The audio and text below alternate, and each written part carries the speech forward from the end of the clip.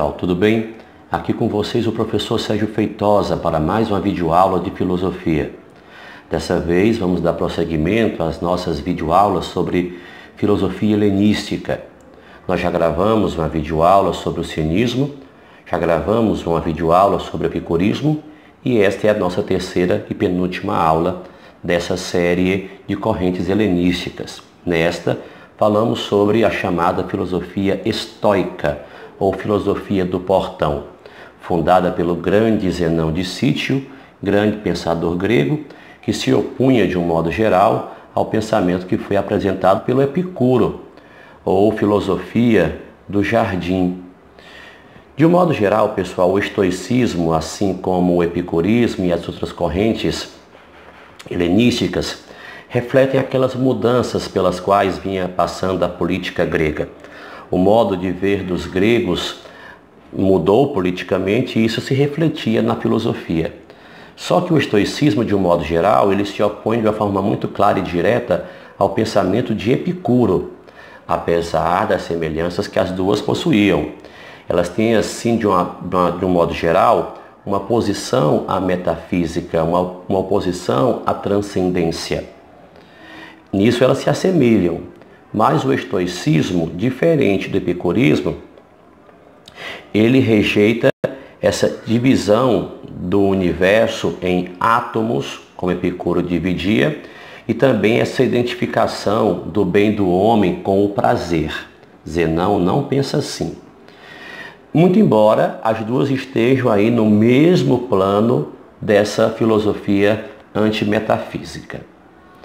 É bom salientar, pessoal, que Zenão funda o estoicismo, mas o estoicismo, diferente do epicurismo, ele aceita críticas, ele é uma corrente filosófica que aceita oposições, razão pela qual alguns dogmas de Zenão puderam ser revistos com o tempo ou de repente até reformulados ou aprofundados. Cleanto, assim como Crisipo, fazem parte dessa primeira geração de pensadores que compuseram a tradição de Zenão.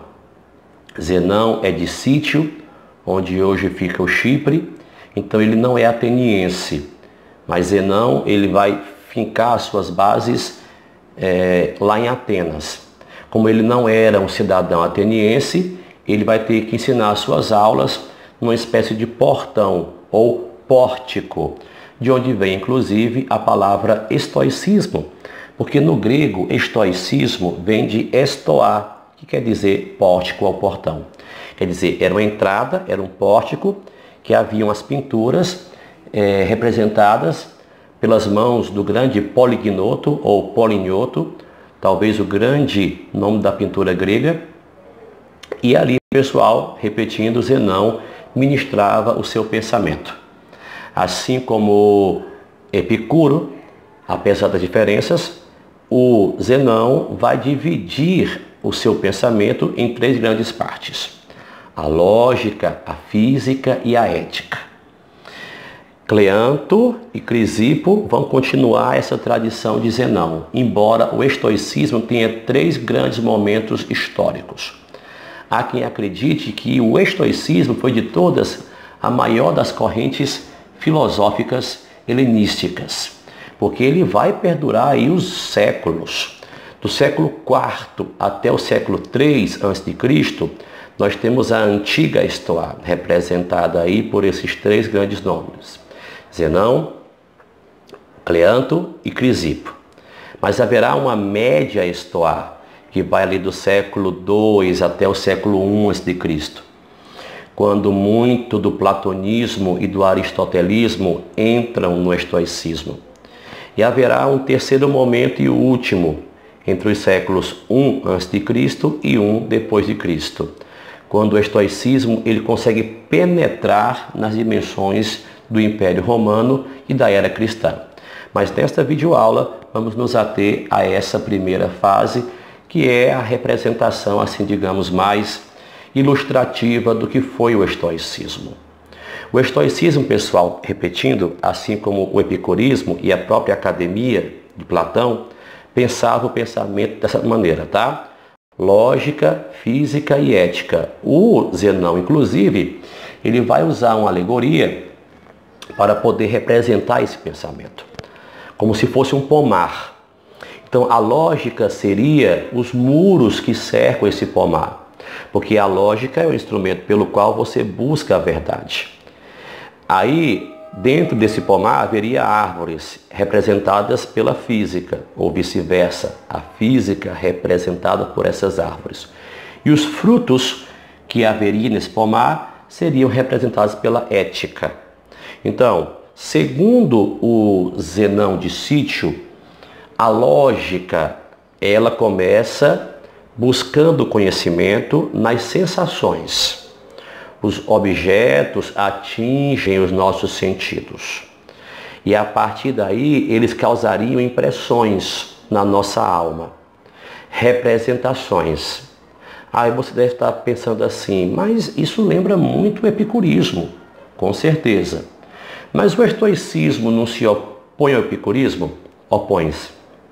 Mas diferentemente de Epicuro, para Zenão, há uma diferença entre sentir e assentir. Nós não apenas sentimos aquilo que os objetos provocam em nossos sentidos. Nós também temos o poder de assentir ou de consentir. E aí selecionarmos o que é mais importante para a nossa mente. A isso, Zenão vai chamar de representação cataléptica. A nossa capacidade de poder filtrar esse conhecimento provocado pelas sensações e impressões em nossas mentes, em nossas almas, são as representações catalépticas. Aí, nessa dimensão lógica, o Zenão vai ter a visão de que nós podemos, então, selecionar o que é mais importante. Para que dentro da visão física nós possamos fazer um arranjo também diferente. A física de Zenão, a física estoica, não é como a física epicurista, que é mais mecanicista, que é mais pluralista e que é mais atomista. Não. A física para Zenão, a física estoica, ela tende a ser ilemórfica. O que seria ilemórfica? Porque ela entende que o ser, que é o que de mais importante representa essa física, ele é a soma de uma matéria com uma forma. Uma matéria que é passiva e uma forma que é ativa. Aí buscando influência lá em Aristóteles. Além desse ilemorfismo, a física de Zenão, a física estoica, ela também é ilozoísta. Meu Deus, o que significa ilozoísmo? Ilozoísta quer dizer que toda essa matéria que visa a uma forma, ela é dotada de vida, ela tem um fogo, ela tem um ar, uma pneuma, que é representada por Deus. Então tudo aquilo que existe, até além do ser, a própria realidade, na física estoica, é dotada de matéria, mas não de várias partes, como o pluralismo de Epicuro pensava, mas de uma só e grande matéria. E essa matéria se penetraria. Haveria para Zenão uma espécie de doutrina da combinação ou mistura de matérias.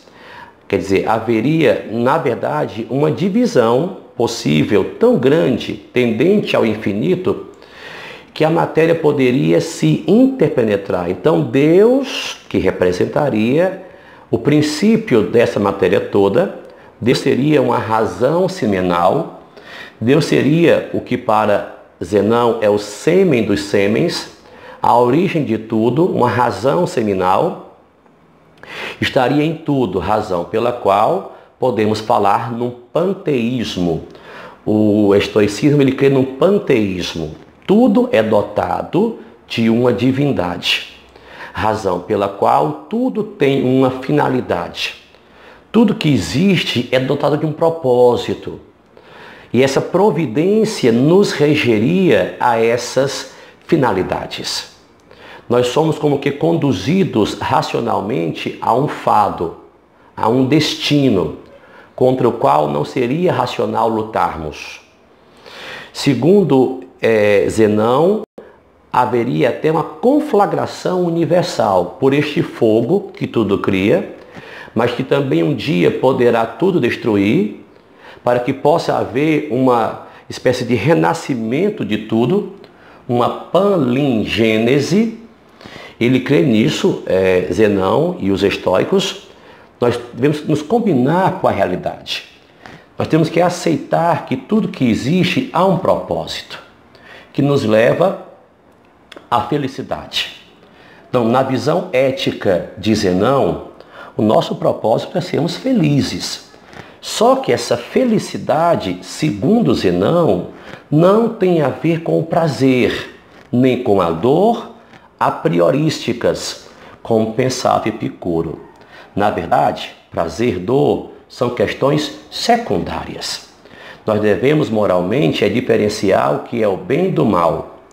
E o bem e o mal, na verdade, eles têm a ver, segundo Zenão, com a conservação do ser, que é a coisa mais importante, é o princípio que ele chama de oikeiosis. Oikeiosis é um princípio de conservação, segundo Zenão. Mais fácil falar assim, princípio de conservação. Tudo aquilo que existe em harmonia com a realidade tem que visar a uma conservação.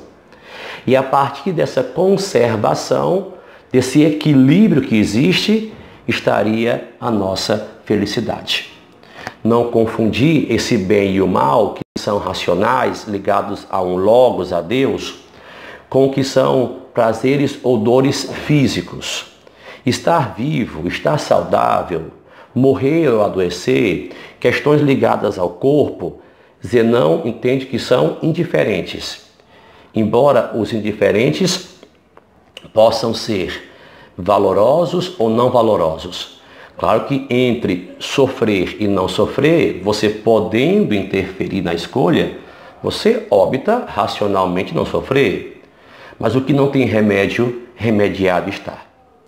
No pensamento de Zenão, pessoal, diferentemente de Aristóteles, não há espaço para a escravidão.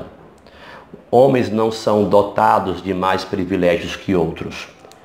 O que liberta o homem é o conhecimento. E todos nós, na verdade, somos responsáveis por nós mesmos, por quem amamos e por todos os outros homens. Na verdade, segundo Zenão, o homem tem que ser um homem comunitário.